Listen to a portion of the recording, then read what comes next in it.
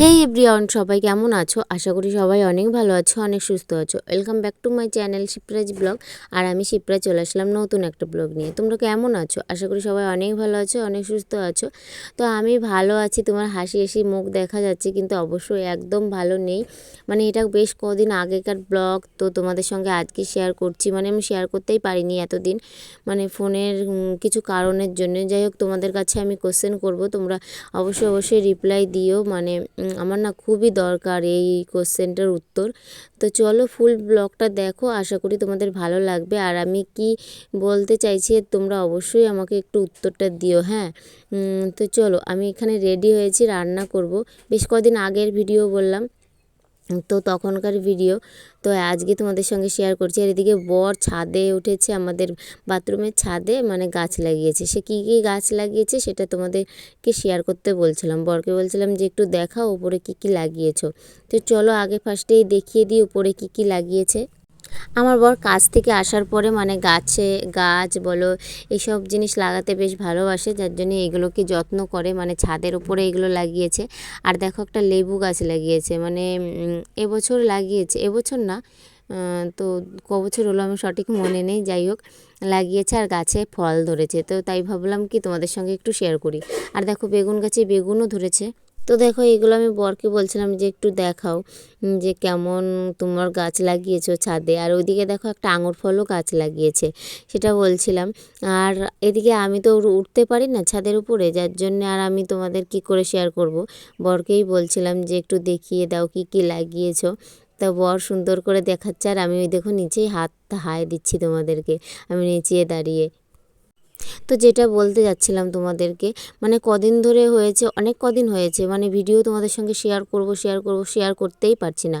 কেননা ফোন মানে ইনশর্টে যে আমি এডিট করি, তোমরা কিসে দিয়ে করো আমি জানি না, ইনশর্টে আমি এডিট করি। তো ওখানে না আমি এডিট করে মানে সেভ করতে যাচ্ছি 6-7 মিনিট, কি বলো 2 মিনিটের একটা ভিডিও সেভ করতে পারছি না, এরকম একটা ব্যাপার। মানে সেভই হচ্ছে না, এই একটা সমস্যা। মানে সেভ না করতে পারলে আমি কি করে তোমাদের সঙ্গে ভিডিও শেয়ার করব বলো। তো শেয়ার করতে পারছি না। আমি এডিট করছি ঠিক, বারবার করে ভয়েস ওভার দিচ্ছি, এডিট করছি, করার পরে যখনই সেভ করতে যাচ্ছি তখনই মানে সেভ হচ্ছে না।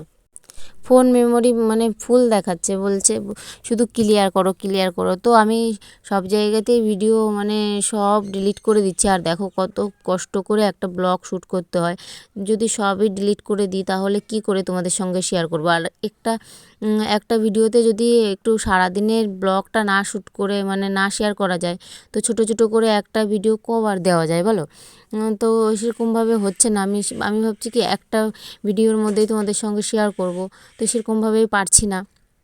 তো এত রাগ হচ্ছে, রাগ অভিমান তো যেমন তেমন। আর এরকম ফোনের ওপরে তো রাগ করলে হবে না, তো আমারই মানে ঝামেলায় পড়বো আমি। আর রাগ হয়ে কি করব বলো।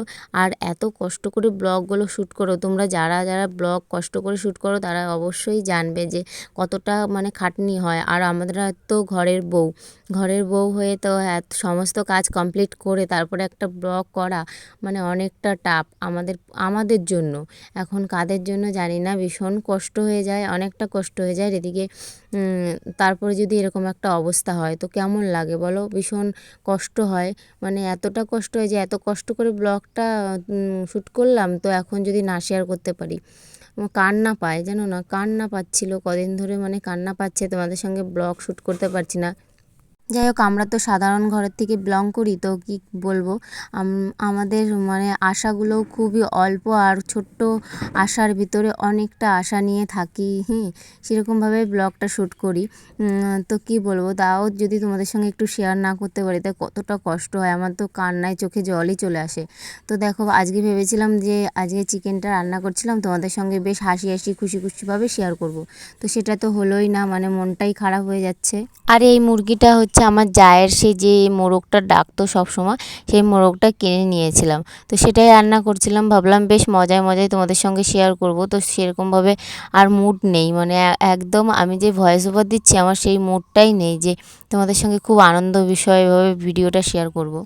এদিকে দেখো আমার রান্নাটা পুরোপুরি কমপ্লিট। আর তোমরা যদি রান্নার ভিডিওটা দেখতে চাও অবশ্যই আমার রান্নার পেজে গিয়ে দেখে নিতে পারো, শিপ্রা উইথ কুকিং। আর এটা আমি কমিউনিটিতে দিয়ে দিয়েছি আমার পেজের লিঙ্কটা। তো তো আমার রান্না বাড়া কমপ্লিট, আর এদিকে বরকে দেখো খেতে দিয়ে দিলাম, আর বর খেতে বসে পড়েছে। আর এদিকে মনীষ দীপিকা ওরা একটু দুষ্টুমি করছে, সন্ধ্যাবেলা বই পড়ে তারপরে ওই ঘরে গিয়েছে একটু দুষ্টুমি করতে। তো বরের এদিকে খাওয়া হয়ে যাবে, তারপরে গিয়ে আমরা সবাই মিলে খেয়ে নেবো।